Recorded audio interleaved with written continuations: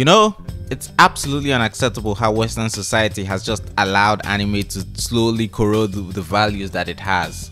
Every day, I wake up absolutely flabbergasted by the fact that such blatant attempt by Japanese media to erode and corrupt the normalcy of gender norms has been allowed to go unchecked for so long. Where is the vigilance that should have prevented such propaganda? I mean, it isn't even a recent thing. Just look back on old anime like Trigun and Rurouni Kenshin that have had male characters act like bumbling fools and let themselves submit to beatings from women, even though they could absolutely win in a fight. Disgraceful and an obvious attempt to teach boys that it's okay to let weak girls beat them.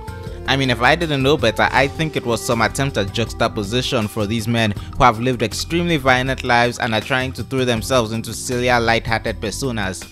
But that would imply that a man who could ever want to stop living a hyper-violent lifestyle, and that's just hilarious. What, did it hurt their feelings? Anime needs to stop trying to tell people they can walk away from a life of violence. No, you can't. Get back in there and stop trying to have fun with your life. And don't even get me started on Naruto. You know which character really grinds my gears? Sakura Haruno. I mean, the audacity to have her main fighting style be something as masculine as tanking blows and punching things, a display of pure strength, while her teammates have to resort to using magic attacks is simply shameful.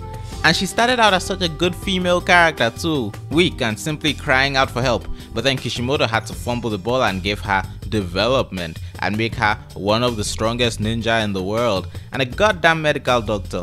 And from what I've heard, in the novels, she actually went out of her way to create therapy for children. Therapy! Well, she's definitely a woman.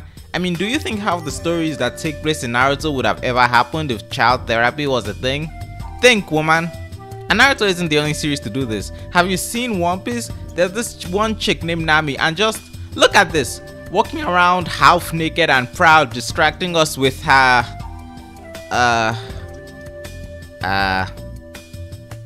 where was I? Oh right, this chick is supposed to be the goddamn navigator of our ship. What bullshit is this? Why are the men of the crew letting a woman tell them where to go? It's so insidious with Zoro, who canonically has no sense of direction. Honestly, it is a clear attempt to teach boys to rely on girls for direction in their lives lest they get lost. Just another example of propaganda taking roles away from men and giving it to women.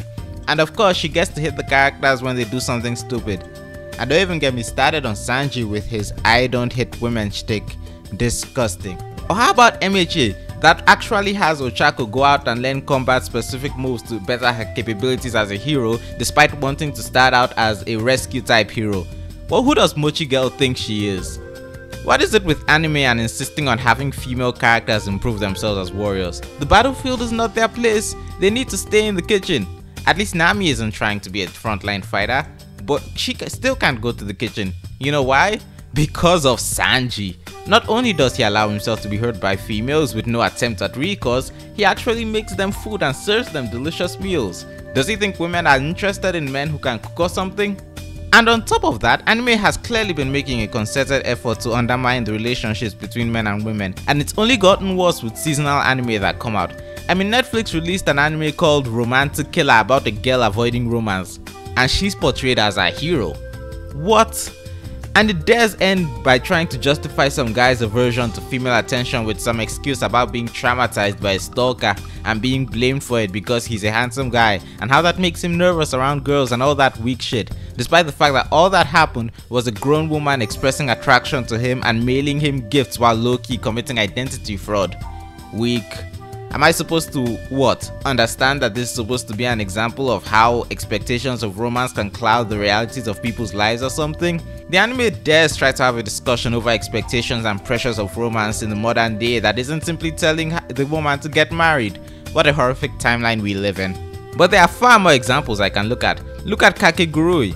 It introduced us to a perfectly acceptable main character with Ryota. Sure, he's a loser, but we could have seen his come up.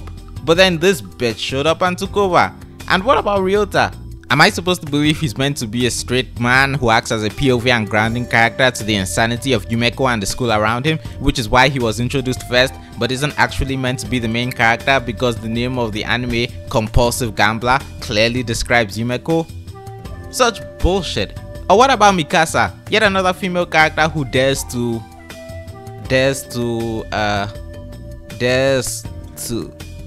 Moving on, Even JoJo's is a victim of this, exchanging its manly men protagonists for effeminate men who use things like strategies and really unique powers that create interesting fights. And with Stone Ocean, it just went fully into the whole premise by making its main character some woman.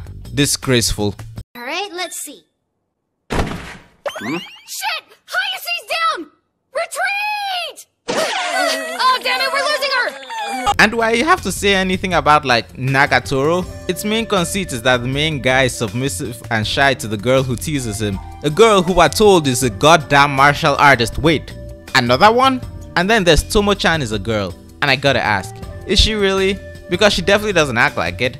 At the very least, the series is giving her good character arc of trying to be more girly to get the guy's attention.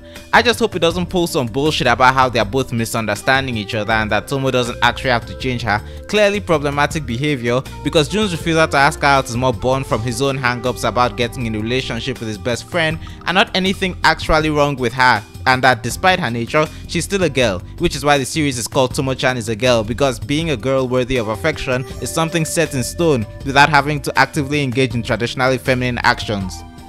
That would suck so bad.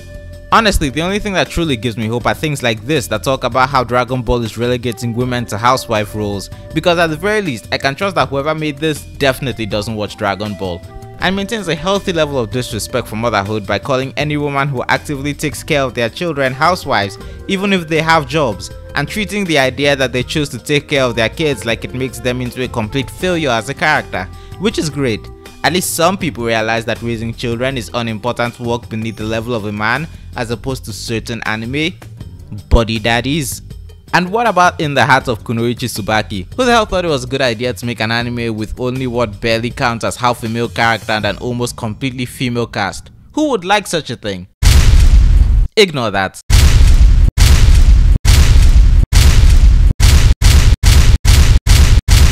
Wow, I talk about female characters a lot on this channel. What's the other video I'm planning on releasing today? Okay, why? Where was I going with this? Alright.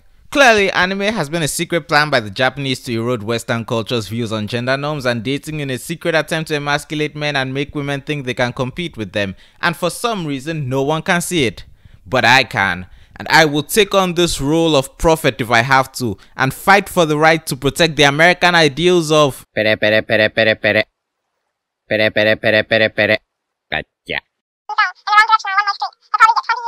What?